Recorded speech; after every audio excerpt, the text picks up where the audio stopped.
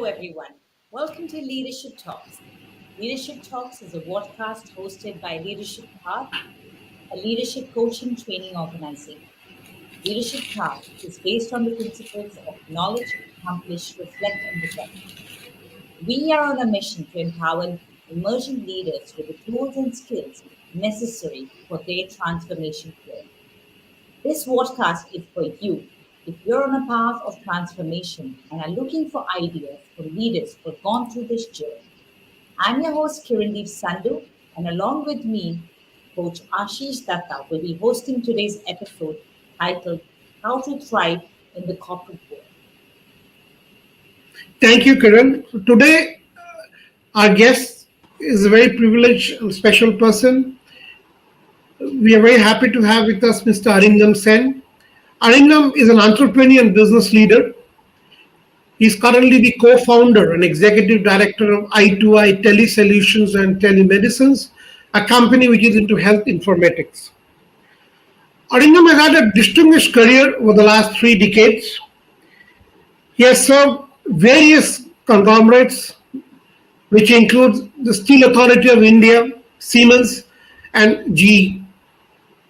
An engineering graduate from the prestigious B College Shibpur in West Bengal and postgraduate degree from IIM Kolkata. Arindam started as a junior manager with Steel Authority of India and then moved on to become the general manager of South Asia of GE Healthcare. And then he became the CEO of AMDL.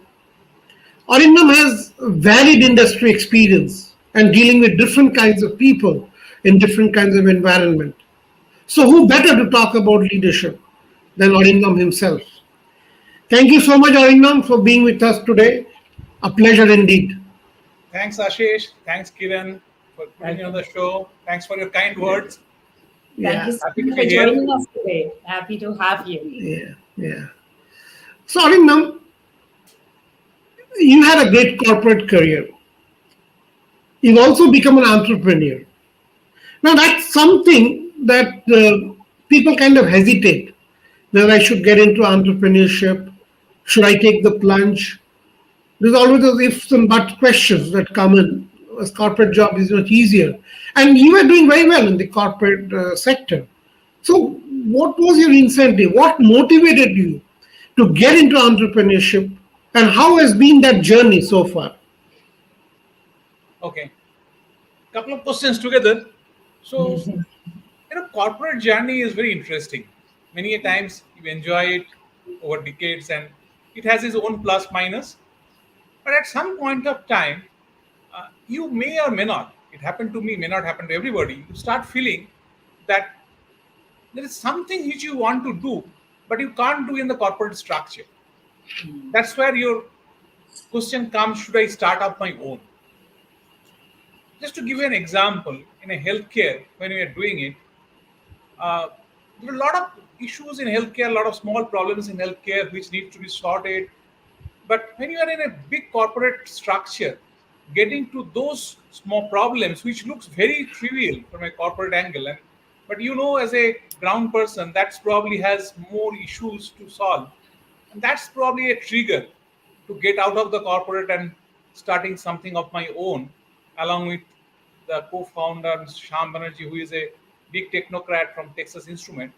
And he was a great motivator. And he was also working in the healthcare domain in PI. So both of us together, we found that, okay, there is a journey which can be done together, which has more value to add rather than being in corporate.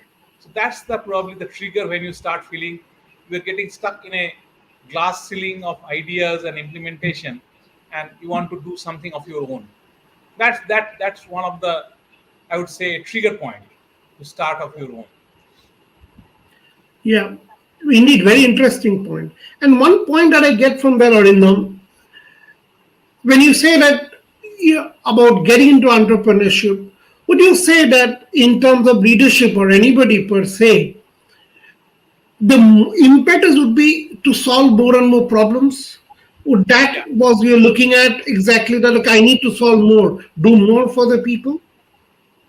Yeah, not more and more. We started with probably one single problem. when you see a problem to solve, and there are two ways you can start your journey as an entrepreneur. You can start right from the college. You learn something in the college and you see a problem, quite evident, there is no solution, you start a Facebook. Okay, that's one way of starting it. And when you are in a mid career or a long career in corporate, you see a problem which is probably not solvable in a corporate environment, and then you start it. So there are two ways you start it, and both the ways has its own plus minus, because when you start from a corporate, you carry a lot of baggage, whether you like it or not. Okay? You are used to something. You're used to something. You think when you travel, somebody will give you an itinerary. When you travel, somebody will get everything packed for you. I'm just giving you small examples. And when you say that, okay, we need these four guys to be hired, you feel somebody is there to hire these four guys. But when you start off your own, Yeah. it is only you who will have to hire those four guys, and it is only you who have to decide where to go, how to go. So those baggage you carry when you come from a corporate and then start your own. But when you start afresh out of the college, probably that's probably easier. I've not seen that path myself, but probably it will be easier in the beginning days. But after a time, it's all set. So fundamentally, you have a problem to solve, what you feel, whether you start from the college or start from your career or from a corporate, and then you have some basic idea how to solve it. You feel you have a solution in mind, and that solution cannot be implemented in the corporate infrastructure where you are in, and Mhm. that's the trigger point to start your own journey. Yeah. So indeed, what you say is the idea. When you say idea is also to solve some problems, correct? Yeah, That's how it moves about it. you see a problem and you have some idea to solve the problem. Now, question is that you could have solved the problem sitting in the corporate itself. You're coming from corporate, but sometimes you feel you're not agile enough in the corporate infrastructure to solve that problem. It will take years to solve the problem, which can be done in a month, and that becomes a strong trigger point for starting an entrepreneurial journey. Indeed, indeed. Yeah, very nice to know. Let's come back to your corporate journey, which has been very distinguished. You have risen up the ladder. You, as a person, you've worked in different kinds of industries. Yeah. You've also dealt with different kinds of people, dealing with the union people, dealing with the other more skilled and technology workers.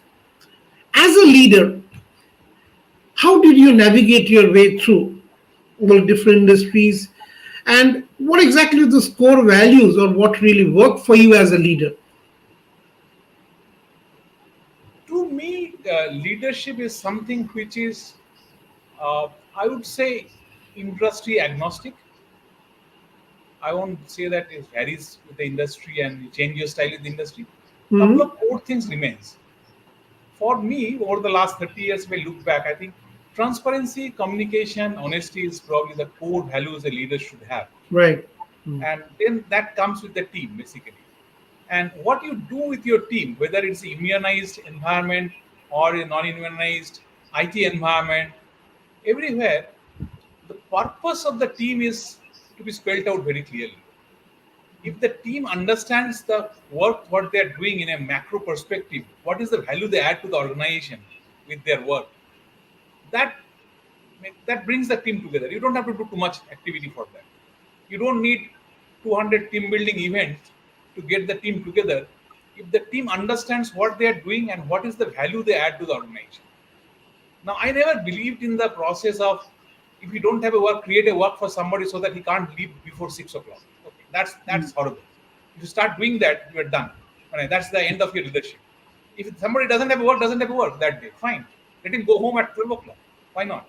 Let him stay at home. Just rest. Someday will come, he will have burned the midnight oil up to 12 midnight probably. So that's the purpose is very important for a person in the team or a colleague in the team or a, so the relationship with the leader should not be like somebody who gives a task and take the task back. Okay. That's not the leadership is. Then you get into all kinds of conflict, all kinds of problem, and to solve that problem you need another set of problem to create. So I never had those problems in my life. I never had a team where I had to do a intervention or I had to do a strong OD intervention to solve big problems. Somehow I didn't face that because for me, the team, first thing you tell the team what we are here for. Okay. and then you tell what they're supposed to deliver and what it adds value to the organization.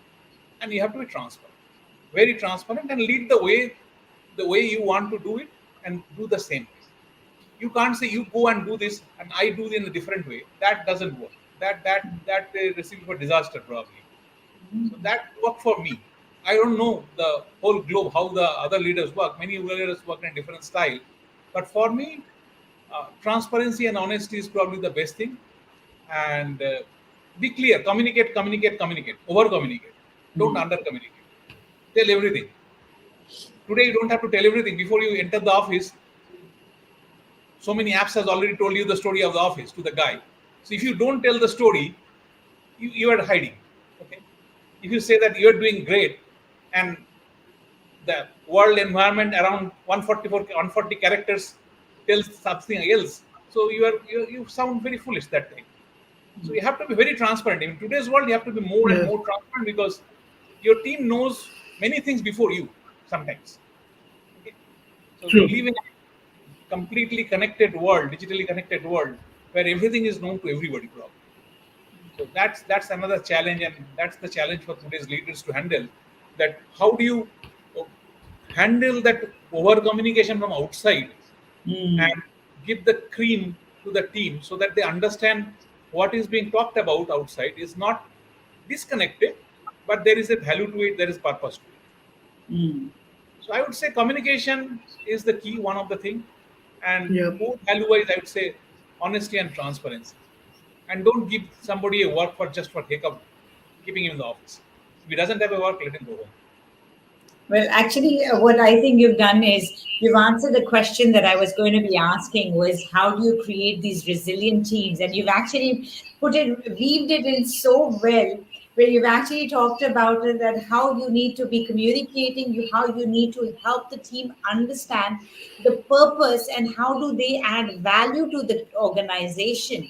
And the minute you actually do that, where they know how they contribute to the team, how they contribute to the organization. You don't need to have all these millions of team building networking events to keep. Have fun Yeah, dinner, but you don't have to right. call it a team building. Team has to be Yeah, there. exactly. Exactly. So that was very well put. That how you brought in that whole element about the leadership, but aligned it to obviously the leader. Without a team, is can't be a leader. You need a team. You need to be leading someone in order to be a leader in an organization. So Correct. that's exactly what you have to. You merged the two concepts very well when you talked about it. I mean, that was very nicely put. Thank you. So, Ashish, are you going to be asking the next question, or should I jump in and actually ask the next question? No, no, do please go ahead and jump in. Yeah. Okay, so I think that Arnand has already answered that question about the team and building resilient teams. So I'm actually going to bring him back to that question about leadership. So we've you've talked about the three core values that you have developed as a leader. And as a leader, you said your three core values were communication, you said it was honesty and transparency.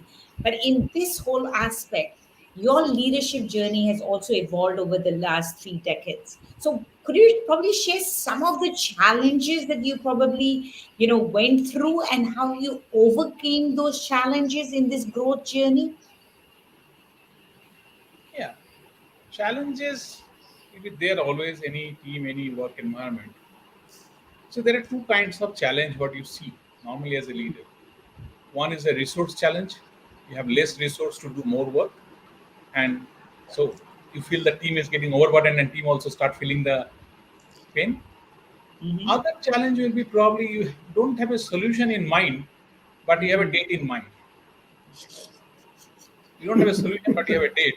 So I love it. I tell you that's a very dangerous situation. You already have a date in mind, but you don't know how we'll reach there, and you start back calculating that and put all the dates in the big Gantt chart or big Excel PowerPoint and everything, and start working on that. And Uh-huh. finally, you see the project should have been started 9 months back, not today. Okay, that's a disastrous situation. Another kind I'm of just situation. laughing because I can so resonate with what you are saying. Hence, I'm finding it actually Like you caught the nerve literally by saying, is it going to be a resource or is it a date issue? I love it. Please carry on. Tell us more. Yeah. And other thing we tend to forget many a times, what can be done by one person in 4 days cannot be done by 4% in one day. There is another problem. We Yeah. try to do that, and many a time a senior manager will say, okay, how many people you want? Get it done tomorrow. Okay? So even if you give 100 people, I can't get it done tomorrow. That's the fact of life. When sometimes it sounds negative, a junior manager, a learner tells that, but you can't do that. So transparency is, that's why I keep bringing back the transparency again and again and again. What does a task consist of? What you can buy in 10 rupees, you can't buy half of that in 5 rupees. Simple. Something costs $10, it's cost $10. With $5, you can't get anything. If you put $5 into it, it'll just waste. Don't do that. So sometimes you have to be very strong on those points. What cannot be done cannot be done. Okay? If it is required 10 days to be done with 2 people, it's 10 days required to be 2 people. 20 people one day is not going to work. So realistic understanding of a task and a deliverable is very important for a leader. And that avoids the frustration of the team. If a leader starts getting convinced that if I can do that in 10 rupees, so if I get 100, I'll do it in 1/10 of the time. It doesn't work that way. But many a time in a corporate environment, you try to simplify the problems in a way that, okay, you have $1 million to do this project in 6 years. Now I give you $6 million, do it in 1 year. Can you do it? Sometimes possible, yes, sometimes possible. Not every time is impossible, but many a time it is not possible also. So if we don't take care of those, we create a disastrous situation for us. So those situations has come on and off.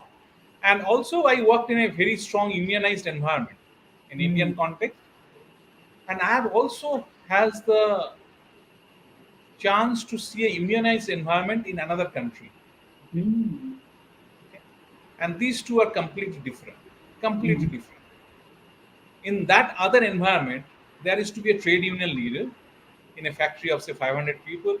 There is a union leader, only one guy who is a leader.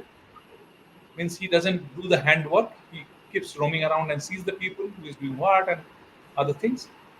But there the scenario is that if you have a trouble with somebody, you call that guy and tell that I have a trouble with this guy. And he has a moral responsibility to fix that. But if I flip the card to the Indian environment, if I have a trouble with the guy and I call a union leader, I have a trouble with this guy, the guy will probably create 2 more trouble. So, unionized environment I have seen in parts of Southeast Asia, India, parts of China. So, it's good. I would say, is trade union good? I would say yes. Trade union has to be there. Otherwise, it will be unmanageable for a large workforce to manage. Especially in the factory environment, we have very large workforce. And if you don't have a structured leader among them, then you had it. Then you have it. Then you can't manage basically. And different culture, different background. They come from different background, whether you like it or not. And you come from a different background. So for you, value of $1 and for them, value of $1 is different. So that we can't sometimes correlate or assimilate what is the issue.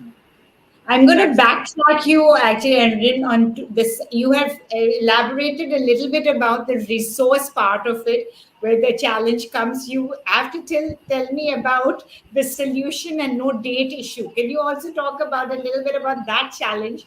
That when Yeah. leaders, how do they, what I'll to tell do you a about funny that? story first for that. Yeah. You know, once upon a time, with all respect to all accountants, chartered accountants, I don't want to talk about anything wrong on that.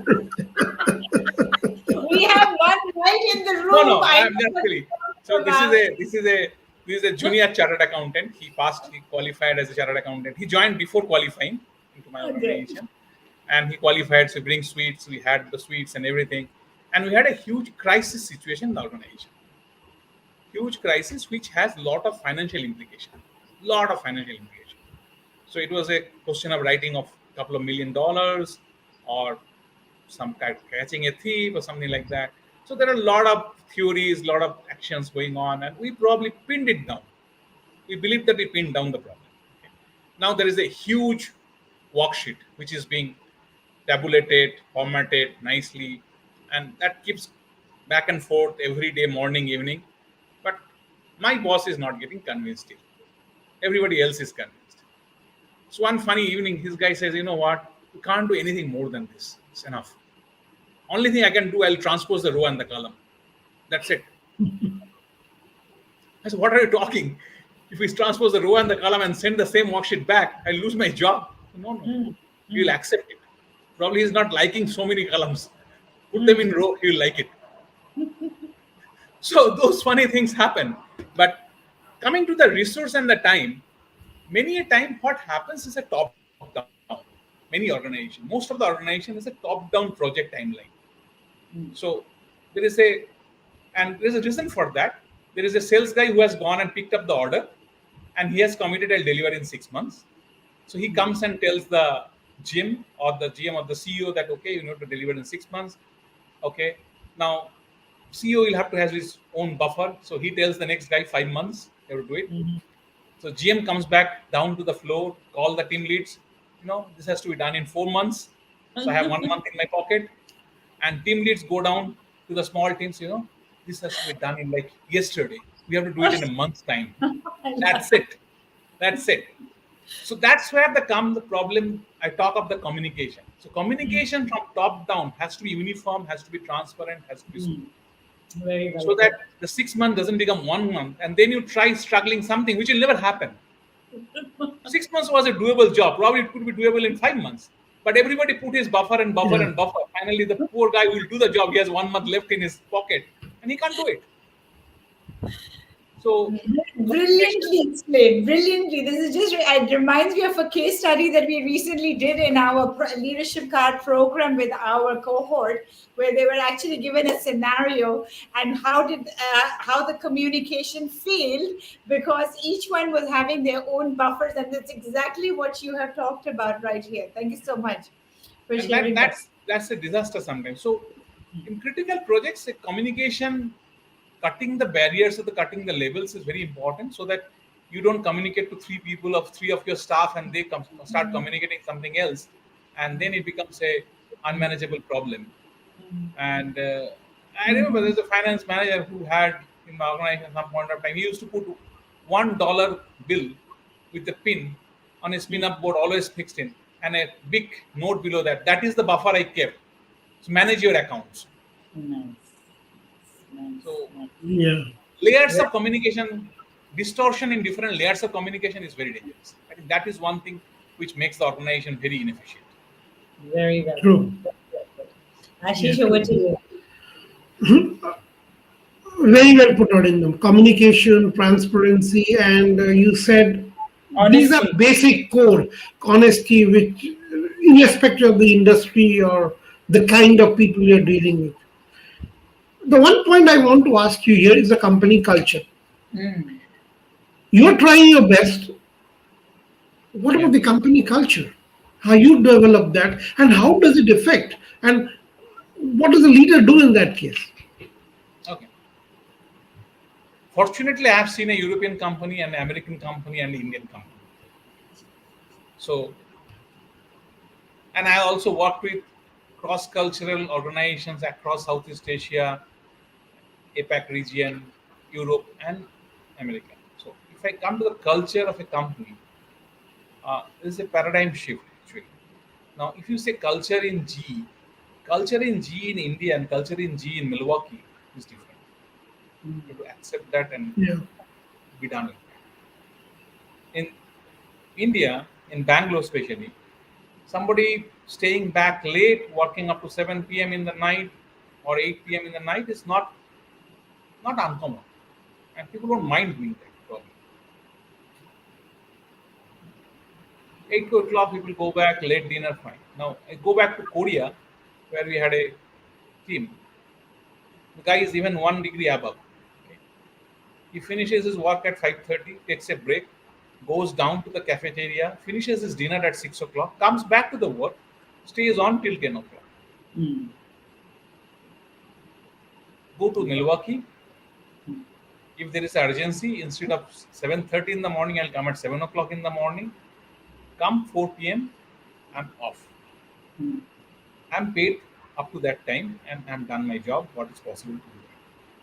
Now, how does it help or hurt the company in this kind of cross-cultural organizations that it is just understanding the ethos and the values of those persons. Nobody is trying to create a hurdle for companies.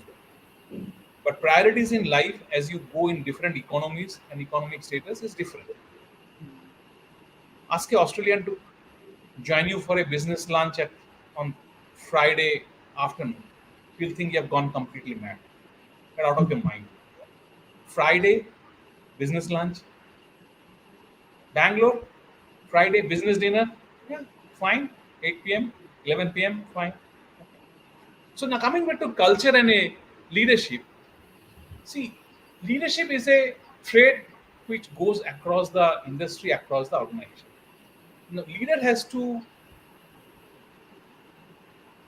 I would say, embrace the culture of the company at some time. Mhm. Has to Yeah. be Yeah. embrace the culture of the company Mhm. and do the best for the team. Right. Say what you as a leader can do in Germany, you can't do the same thing as a leader in India in the same company. Mm. Forget about different companies. Now I'll come to the different company. Think of a European company and an American company. European company is all about systems, standard procedures, everything. Now American company, typical American company, not today's many American, typical American companies of this century, beginning of this century, early and last century. Okay, you do it fast. Okay. You do 100 things fast, 20 will do mistake, 80 will do right, fine. 20 mistakes correct fast. While correcting 20 mistakes, make 4 mistakes more. At least 16 will be done. Those 4 probably don't correct it. Fine. You live with those 4 mistakes. But typically, if you go back to the European culture, I'll do 4. I'll ensure I'm 100% right on the 4, if not 3.95 or 3.99. Now, Mhm. person as a leader has also grown in a different environment. I have Right. grown in a South Asian environment. Somebody has grown in a Caucasian environment. Somebody has grown in a North American environment.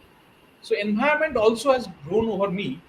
Mm. And for us, for the South Asian especially and Southeast Asian, I think culturally we don't want to say no to anything. Right. Right. We don't want to say no to anything. Saying no is like not in the dictionary. That's a bad thing to tell to the boss, tell to the company. You can't say no. Everything is possible. Okay, theoretically everything is possible, but at what cost and what time? How much resource you want for that? So saying no is probably something which is not acceptable for many people in the many companies. So one of the remember one uh, this is the guy who climbed the Everest.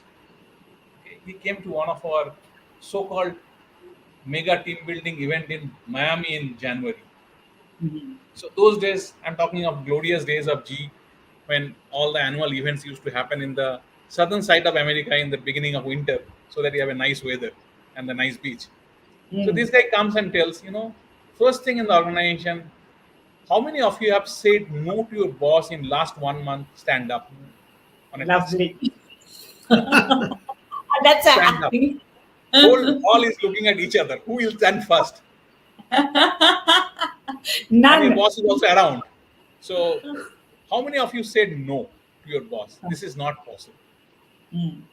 So he said, then he started, learn to say no. Learn to say no to your True. family sometime, learn to say no to your work, learn to say no to your company, to your boss. So culturally, you always think yes is a very affirmative culture, but many a time yes is a very disruptive word also. Because you create a wrong expectation that everything is possible, but the person on the other side, if he's not coming from the same cultural background, he will think it to the heart. If he comes from the same Absolutely. cultural background, he will know yes means okay, possible, probably possible. Mm. So in a South Asian, Southeast Asian culture, yes is probably possible. In a Japanese, probably they'll not say yes so first, but if they say yes, it's like yes, it's done. I've actually really liked this whole conversation because I think your primary whole conversation has actually been around how important is communication for a leader, and how you actually emphasized also on the part about being assertive about what you want done, and be assertive about what you cannot do, because sometimes we take too much on our plate and we're not able to take control over what needs to be done, and later we are literally scrambling over time. I'm going to ask Ashish, we'll have to put it to the last question now. So do you want to Yeah. ask the question? Yeah, I'd like to add to what Kiran, I think Arindam makes a valid point in terms of the culture. You need to embrace the culture. You can't totally change it. You have to work with it. Let's face that reality in terms of that. So I that's true agree. in this. So he's Yeah, very well stated about that. Culture is one aspect. We as people, I mean, I would actually also add on over here that adapt to the culture, bring in your own elements, but also right. try what else can you add in to make yourself fit better with the organization that you're working with, and also learn from good examples of other cross cultural teams which you can bring to your own team to Yes, make it even more efficient, I would say. Right? Yeah, Yeah, yes. yeah, That's very yeah, important, because if you keep seeing the different teams in different geographical locations, yeah, the culture changes, and absolutely. I would say probably culture changes very fast. And if you cross probably 200 miles, 300 miles, there is a different culture. yeah, Absolutely. of course. Yeah, So very every true. 300 miles, probably culture changes to certain Mm, extent, and mm, your solution, probably the core solution or the core value remains the same, but yeah. the wrapper of the culture has to get fit, and you have to fit the culture on the top of your value to get the result. True, Otherwise, very true.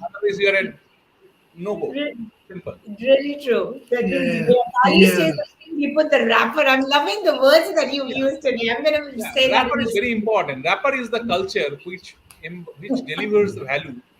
So Absolutely. somebody likes a Absolutely. transparent wrapper, somebody likes a colorful wrapper, somebody likes no wrapper. So I love that's the it. culture, and that's how That's we deliver the gift, brilliant. yeah. and Brilliant. that's what is the thing basically. Indeed, and you embrace the culture, adopt the culture, but the leadership core value is still same across. Yeah, That's what we have to do. I think that's the same point, the Arindam. inside gift is the same. That small Correct. ball or the small thing is the same. Very well How put. you Yes. wrapped it around, that Yeah. varies. How Very you well wrapped put. it around. Correct. Very Yeah, easy. that's excellent. Yeah, very good. Yeah. Yeah. So yeah, Arindam, we are coming to the almost the end of the show. The last question I have for you is that you see the young leaders today, the emerging leaders.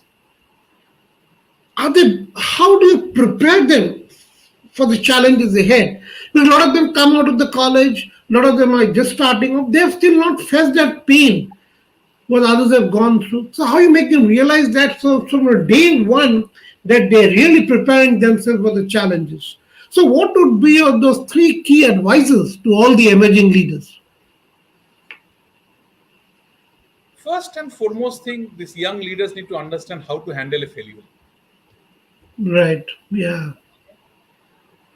I don't want to be sounding negative, but you know, simple mathematics says you can't be right 100% of the time. So Correct. how do you handle those situations? Because those situations, how do you handle a failure, brings your leadership skills on the table. Success is very easy to celebrate. When there is a success, everybody is happy, everybody goes. So how you handle the failure, and how do you keep the team motivated in such a situation? Right. Second and important thing, what we talk again, learn to handle no. Learn Yeah. to handle no. What you ask, you don't get. You're out of the college, you're a junior guy. So far, you cried, you're a crybaby, you got everything what you asked for. Now you're not going to get that. Okay? So how do you work around the constant theory? There is always a constant, you have to work around that. And third thing on the values, I think this is very, very important. And this is not my quote, I'm taking from somebody from my organization earlier. Imagine whatever you have done in a day, whatever you have done in a day. Next day morning, the same thing got printed on the newspaper first page, and you're reading the newspaper along with the family.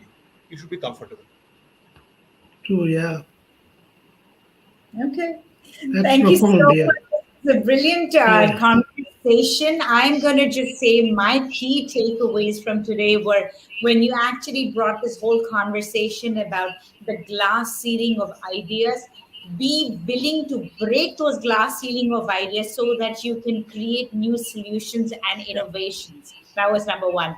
yeah, Number two, when you said that the inside, which is the core values, stay the same, but the culture, which is the wrapper, keeps changing based on the context. So change the wrapper based on the context, but keep your values the same.